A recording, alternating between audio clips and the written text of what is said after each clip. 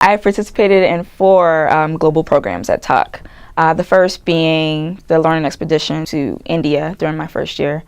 The second being Tuck Global Consultancy to Jordan, winter of this year. And I also participated in the Institute de Empresa, which is an exchange program to IE Business School in Madrid. And this probably isn't an official program, but I also went to visit classmates in Argentina and Brazil and Uruguay as part of a student-led trek. Prior to Tuck, I had not had a lot of travel experience, so I think sort of the idea of being in different places in the world and sort of broadening my perspective of what all is offered, I've definitely gained that from these experiences. India, never ever thought that I would visit India, and it was just sort of a mix of emotions. We did everything from your regular tourist travel to actually visiting a few companies. One of them being sort of a futures group which runs Pantaloon and the Big Bazaar. And Big Bazaar is sort of our concept of Walmart, but done in a way that would be familiar to sort of the Indian consumers.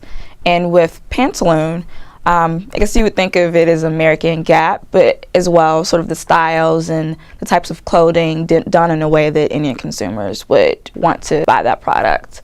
And one of the very interesting things that struck me about the Futures Group was to have a chief belief officer, and sort of his role within the company is to sort of instill a mix of beliefs and values and how that should drive management.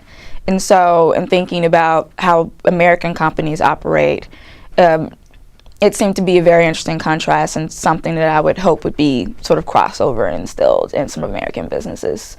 I had the opportunity to visit Jordan as part of the Tuck Global Consultancy, and we're a team of 6 students. We were working on behalf of the Sustainable Preservation Initiative, and the mission of the organization is to preserve the world's cultural heritage. Our purpose really was to understand what are the tourism trends right now, what are the sites when people come to Jordan that they're interested in visiting, where exactly are these tourists coming from? Are they coming from Europe? Are they coming from the Americas? If so, how long are their length of stay? Really to get a sense of the tourism segments, things that they were interested in, and how could SPI either help with the existing site or take on developing a new site in a way to sort of help preserve the cultural heritage of that area.